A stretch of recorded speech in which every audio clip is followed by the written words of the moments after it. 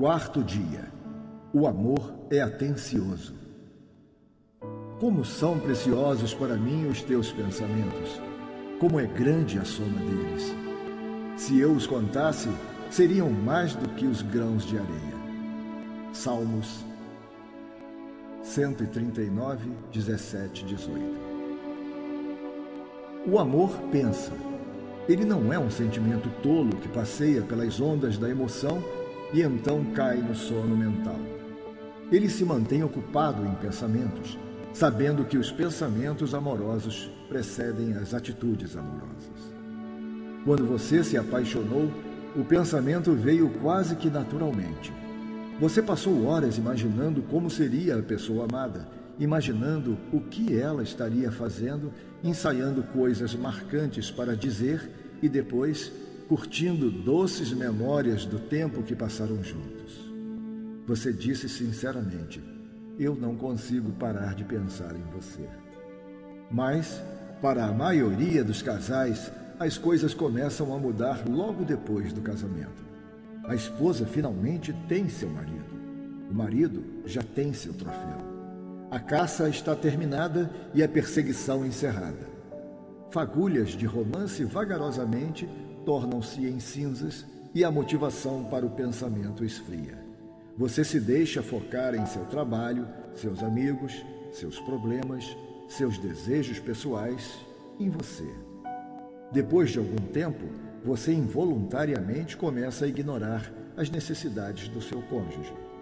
Mas o fato de que o casamento acrescentou outra pessoa em seu universo não mudou. Então, se o seu pensamento não amadureceu o bastante para constantemente incluir esta pessoa, você se pega sendo surpreendido ao invés de reflexivo. Hoje é nosso aniversário? Por que você não me incluiu nessa decisão? Você nunca pensa em ninguém além de você mesmo? Se você não aprender a ser reflexivo, acabará se arrependendo por ter perdido oportunidades de demonstrar amor. A falta de atenção é um inimigo silencioso para um relacionamento amoroso. Sejamos honestos. Os homens lutam mais contra a falta de atenção do que as mulheres. O homem tem a capacidade de focar em apenas uma coisa, como um laser, e esquecer do resto do mundo. Enquanto isto pode beneficiá-lo naquela área específica, pode também fazê-lo ignorar outras coisas que precisam de sua atenção. A mulher, por outro lado, é mais multiconsciente, capaz de manter-se incrivelmente atenta a vários fatos ao mesmo tempo. Ela tem a capacidade de falar ao telefone, cozinhar, saber em que cômodo da casa as crianças estão e se perguntar por que seu marido não a está ajudando. Tudo simultaneamente. Além disso, a mulher também pensa no coletivo. Quando ela se envolve em algum trabalho específico, fica a par de todas as pessoas que de alguma forma estão ligadas a ele. Essas duas tendências são exemplos de como Deus projetou as mulheres para completarem os seus maridos. Como Deus disse na criação: não é bom que o homem esteja só. Farei para ele alguém que o auxilie e o corresponda. Gênesis 2:18. Porém, essas diferenças também criam oportunidades para o desentendimento. Homens, por exemplo, tendem a pensar de forma objetiva e a dizer exatamente o que querem dizer. Não é preciso mais nada para compreender a mensagem.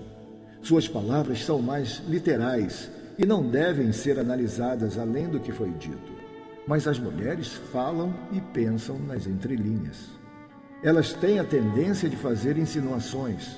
Um homem precisa ouvir também o que está implícito se quiser obter o significado completo do que uma mulher diz. Se um casal não tem essa compreensão um do outro, isso pode resultar em desentendimentos sem fim.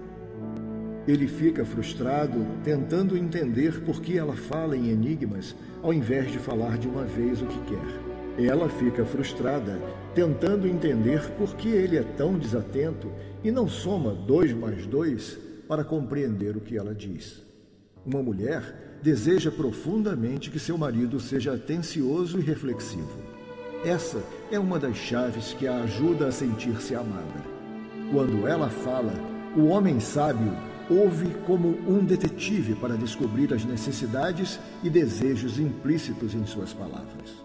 Contudo, se ela sempre tem que juntar as peças, ele perde a oportunidade de demonstrar que a ama. Isto também explica por que as mulheres ficam chateadas com seus maridos sem dizer a eles o porquê. Ela pensa: eu não deveria ter que explicar isso para ele.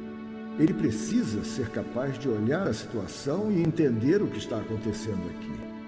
Ao mesmo tempo, ele se sente mal porque não pode ler a mente dela e deseja saber por que está sendo punido por um crime que não sabia que havia cometido. O amor requer atenção, dos dois lados.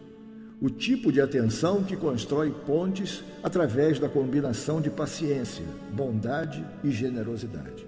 O amor ensina a acertar o alvo, a respeitar e a apreciar a maneira única de pensar do seu cônjuge.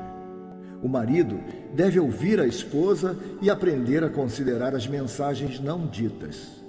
A esposa deve aprender a se comunicar com atenção e não dizer uma coisa significando outra.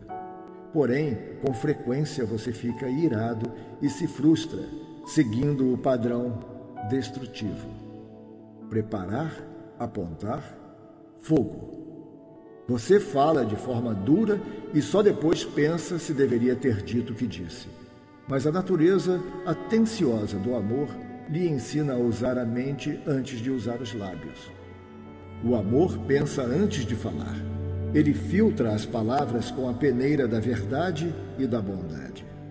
Quando foi a última vez que você gastou alguns minutos pensando em como poderia demonstrar amor ao seu cônjuge e entendê-lo melhor? Qual a necessidade imediata que você pode suprir? Para qual próximo evento, aniversário, data comemorativa, feriado, você já pode se preparar? Grandes casamentos vêm de grandes reflexões.